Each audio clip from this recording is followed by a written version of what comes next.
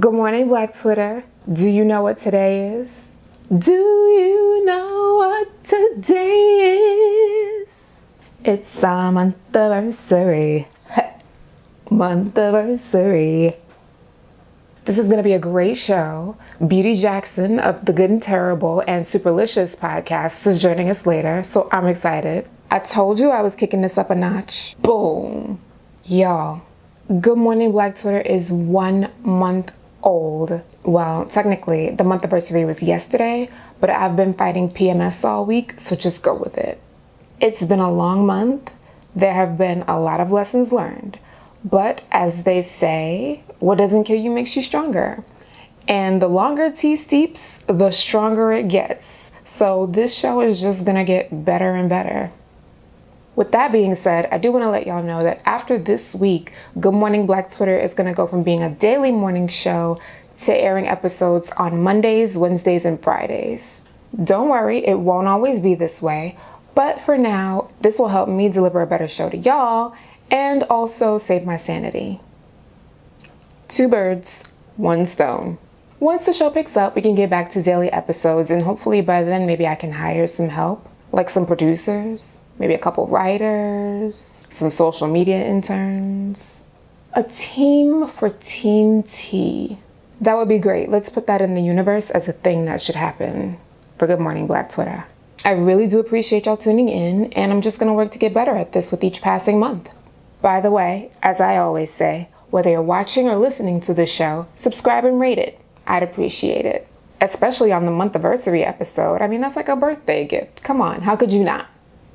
Okay, so you know how I'm always saying you should go to goodmorningblacktwitter.com and sign up for the newsletter because there's going to be awesome stuff? Well, there's finally something special available for those who have subscribed. Be sure to check your email and you can find out how to redeem your special gift. And if you're thinking, Jeannie, I subscribed, there's nothing in my email about a special gift, this special gift was for certain subscribers to the newsletter who have a certain member rating. How do you get a member rating? Well, you subscribe to the newsletter. When the newsletter comes, you open it, you look at the content inside. If you didn't get anything this time, don't fret. There will definitely be future rewards for newsletter subscribers, and they won't all have the same qualifications. Just know that you have to subscribe to be eligible for any newsletter perks, and to improve your newsletter member rating, be sure to open the newsletter and check out the content. Okay, so I'm gonna jump right into introducing our guest of the day. I'm very honored that she agreed to join our show. If you're part of Black Twitter and you don't know about her, you're missing out. She's the host of the new Superlicious podcast and one half of the brilliantly hilarious Good and Terrible show. Please welcome Beauty Jackson.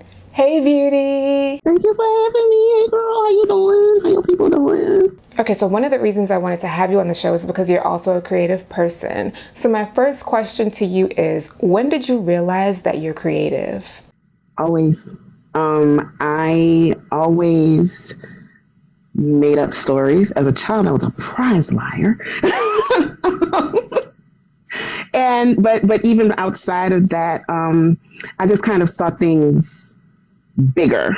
You know, I saw when I always, for as long as I can remember, I knew how to read. And shortly thereafter, I was always scribbling. I was always writing. And I started writing in first grade, like writing creatively in first grade. And my parents would find these little notes around the house and they would laugh, obviously, because it's, I'm 5, 6 years old talking about weird abstract shit. And so, they would squirrel them away or whatever. And it would make for funny stories when we were, when we would get with the family or whatever. And around 5th grade, when I realized that other people saw me as creative outside of my family, 6th grade, I wrote, can't even remember what I wrote. I think I wrote the assignment was tell us your feelings about spring. And I just wrote, and my teacher, she asked me if I wrote it. She was like, who helped you write this? And I was like, I helped me write it, because I did not have the parents help you with your projects. Like I had the lamest projects and stuff in school because my parents were like, "Oh, really? That's your project? You better do what you do," and that was it. So, I and that's when I realized, okay, I think I have a knack for this, and I just really kept digging in to that. And as I got older, I want to say like 13, older, relatively older child. That's when I realized I liked the stage. So I did speech and debate. And then it slowly, creative writing. Uh-oh. You know what? Just go with it because No problem. I'm here. No? I don't want to get up. No, that's erasure. Real live erasure. Is it because I'm black? Yes. So so it was just as I got older, it was creative writing, acting, and I did more of the. I mean, I was really good in acting, but I kind of liked writing better than actually being on stage. I mean, I have a knack for it. I have a knack on the mic, but I like creating the entire thing. I found that I liked writing plays more than I liked being in them, even though I was good at both. And I had kids pretty young, so I didn't really get to explore. I didn't get to do the young person. Maybe I'll try out acting thing. Maybe I'll go to New York thing. I had for my sisters to take care of and then my own kids to take care of. It was like, okay, you got to get a job. So I didn't really delve into acting or any of that, but I could still write. That was something that no one could take away from me. And that was the thing I stuck with. And fast forward to, I guess, 3 years ago. 3 years ago? Yeah, 3 years ago. That's when the idea of podcasting was first implanted by my networking partner, Classic Materia. That's when he invited me as a guest on his podcast, and that was when I got bitten by that part of it. And that entire segment of media was something where, we talk about as Black people, our voices are ignored and we don't have space. And I realized I can create a space, and it might not be a large space. It may never be a large space, but it'll always be a space that I can create to talk about the things that I think are important and to talk about whatever in a way that I deem respectful and that will respect other people. Okay, so piggybacking on that a little bit, when did you realize that you're funny? That's another thing I always knew. My dad is this really kind of stern dude, and I was the one who could make him laugh. Like, not just laugh, but like spit take laugh. And if I could make him laugh, I figured I could make anybody laugh. And that was just, I was the family clown. I was the class clown, but I was also, I read a lot. So it wasn't like I was being a clown to mask something else. I was kind of being funny because that was how I expressed myself. I expressed myself through humor. Even when the caca is hitting the fan, I look for the joke because I have to laugh. I have to make myself laugh, and it tends to make other people laugh. I just kind of always knew that. And of course, it's also, when you see people, you're talking and you're trying to tell just a straight, serious story, and people are literally tears in their eyes. I'm like, I'm serious, but okay.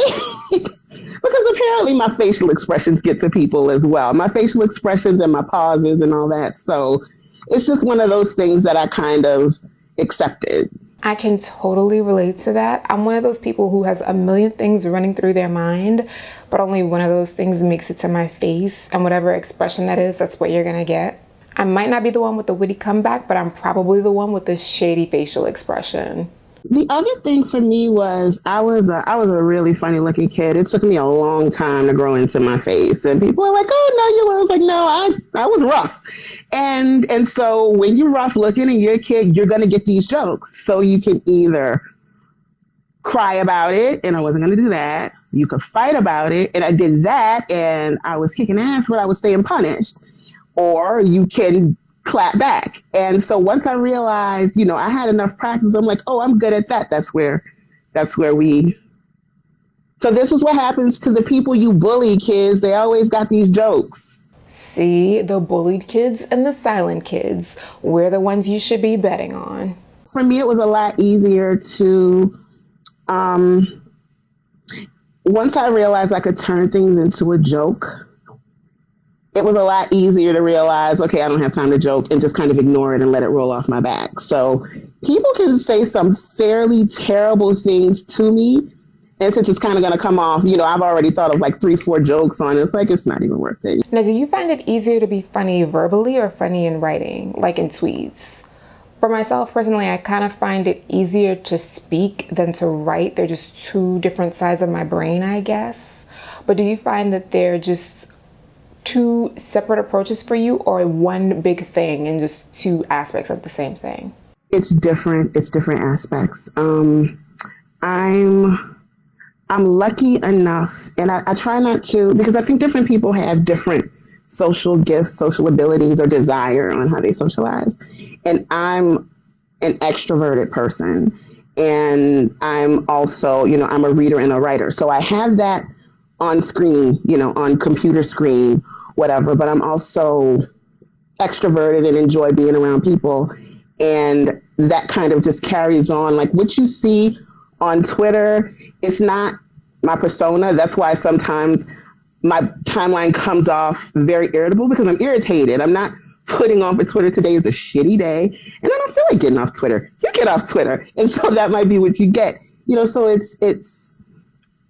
it's just kind of part of, or not even kind of part of who I am. It is a part of who I am, which is why I will take breaks, or why I might seem very standoffish or somber or whatever, because those are the things, there are things that I keep very privately. Like I talk about my kids, but there's an extent to that. I do not talk about my relationships at all. I just don't. People have different reasons for whether or not things are secretive or whatever. I just don't do it. But outside of that, once I realized that I had a voice, I wanted to usely, so that people didn't realize, like, you can express yourself and you can be funny and whatever else, and it's not a front. This is, we're real people. I think part of why I am the way I am on Twitter, and there's not like a Melanie or a Beauty Jackson, is because to me, it's important that, there's a real person behind the screen name with feelings and fears and everything else. And so that's why I think I'm a little more consistent, because it's just, once I realized that I was heard, I was being seen, I never wanted people to forget that I'm a human being. Speaking of being heard and seen, I love what's happening specifically on Black Twitter right now, where everybody seems to be finding their way to tell their own stories and express themselves and just get it out there and own what they want to do. And the other thing that I liked about it that I didn't even expect to happen, was how so many of us have grown in our sensitivities. Like we like to say about like old Twitter, you wouldn't have survived on old Twitter. Okay, but maybe old Twitter shouldn't have been that way. There are some things that happened that were just harmful. And I think being exposed to more things, being exposed to different cultures, different lifestyles, it teaches us to deal with one another. And that's how you really gain sensitivity. Like when we talk about inclusion and all these things, part of it is because we just weren't exposed to certain types of people to know this is offensive. This hurts me. This is funny, but it's not funny for you. Like there's all these layers that now we're exposed to. And it's not that we've gotten softer, it's that we've gotten more aware. And I don't think there's anything wrong with that. Okay, so as something who's been doing this media thing for a while now and has been growing as a creator, what's something you didn't know you didn't know? I didn't know that I could ever get tired of creating. I didn't know that I didn't know that I didn't know that creating could get tiring. I would get tired of it. And not so much from a standpoint of I want to quit, but just from a standpoint that I got it, but I'm not going to give it. I just know today is closed, because I always, Like it was always my dream. I figured if I could do what I want, if I could write and I would just have this space and, I had all these big dreams of what type of creator I would be. And, you read all these things where if you're a writer, writing burns like a fire in your belly. You can never, it's like, okay, yeah, it's a fire in my belly. And I really just want to smoke weed and watch cartoons. And that's what real niggas is doing today. But I did not know I would ever feel that because I had never felt that for years because for a long time, creativity was a thing. It was like this, it was like dessert for me. It wasn't the meal. And now, to be perfectly honest, my 9 to 5 is dessert because it gives me money. Like it's how I put food in the fridge.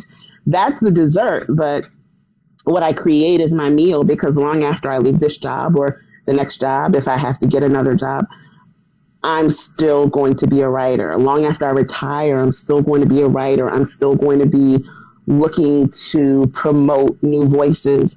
And that's a big responsibility. Like when I look at my entire vision, it's a weighty obligation that I'm taking on. And sometimes I just can't do it or don't want to or just need a break. And I never thought that would be a thing. I thought that was one of the perks of working for yourself. You can set your own hours. Yeah, I can set my own hours and I still don't want to do them. Yes, a woman with a plan. I love it. Tell everyone where they can keep up with everything you're doing. You can find me, of course, at beauty_Jackson. Please say the underscore. redbeandreams.com, like I said before. CSPN.us. Superlicious is on iTunes, SoundCloud, Stitcher, pretty much wherever you get in your podcasting Jones, you can find me. And in your earbuds somewhere. I'm gonna be all over the place. So I'm honored that you had me here. Thank you so much.